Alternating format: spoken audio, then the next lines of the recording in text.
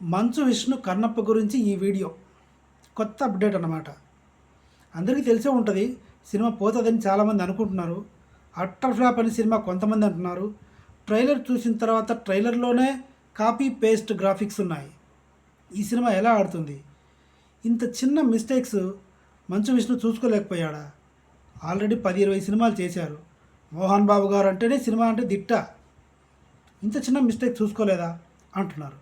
కానీ ఇంకొంతమంది వర్గాలు ఏమంటున్నారు, సినిమా వర్గాలు క్రిటిక్స్ ఏమంటున్నారంటే సినిమా అద్భుతంగా వస్తుంది, కారణాలు ఇవే అంటున్నారు. ఆ కారణాలు ఏంటంటే సినిమాలో చిరంజీవి గారిని కూడా యాక్టింగ్ చేయడానికి అడిగారంట, కానీ ఎక్కడో ఒక చోట వాయిస్ ఓవర్ అయితే ఇచ్చారు అని సమాచారం ఉంది. రజనీకాంత్ గారు కూడా వాయిస్ ఓవర్ ఇచ్చారు అని ఉంది, కానీ ఇదైతే నమ్మశక్యంగా లేదు. ఎందుకంటే రజనీకాంత్ గారికి నత్తి కా పలకదు. రజనీకాంత్ గారు పర్ఫామ్ చేశారు అంటే నమ్మొచ్చు. కన్నడ సినిమా హీరో పునీత్ రాజ్ కుమార్ గారు ఉన్నారు, మోహన్ లాల్ గారు ఉన్నారు, మోహన్ బాబు గారు ఉన్నారు, నాజర్ ఉన్నారు, ప్రకాష్ రాజ్ కూడా ఉన్నాడంట, సుప్రీత్ ఉన్నాడు, మన కాట్రాజు, మంచు విష్ణు, బ్రహ్మానందం. ఇంకొక మాటలోకి ఎడితే ఏంటంటే ఆ బుడ్డోడు ఉన్నాడు కదా, అవరామ్, భక్త అవరామ్, మంచు విష్ణు కొడుకు, ఆడు కూడా ఉన్నాడు. భయ్యో, ఆడెందుకున్నాడో వాడేం పర్ఫామ్ చేశాడో తెలియదు. మొన్న గూగుల్లో చూసా, వీళ్ళ స్ట్రాటజీ, వీళ్ళ ప్లానింగ్ ఏంటంటే మంచు విష్ణు గారి ప్లానింగ్ 10 రోజులకి ఒక ఫోటో రివీల్ చేస్తున్నారు అనమాట. 10 రోజులకి ఒక ఫోటో, ఈ సినిమాకి సంబంధించిన ఫోటో ఒకటి రిలీజ్ చేస్తూ సినిమా మీద హైప్ పెంచుతున్నారు.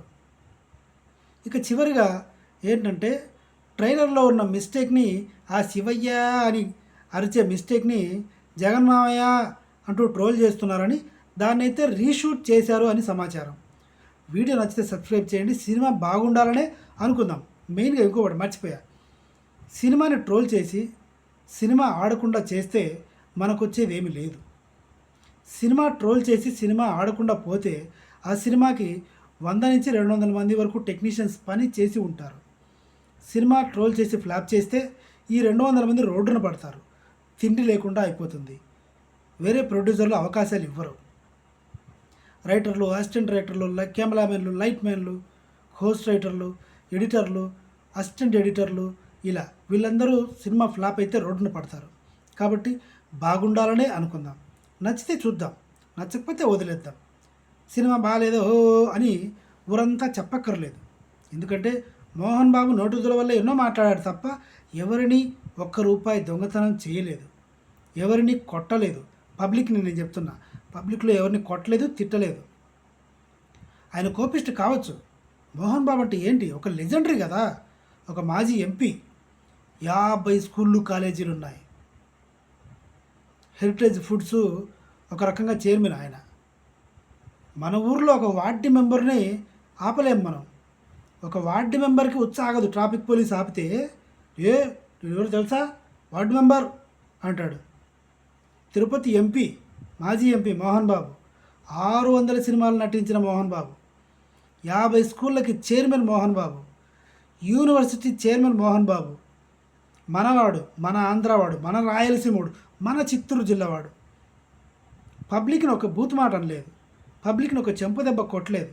కోపిష్టి చెప్తున్నాను కదా.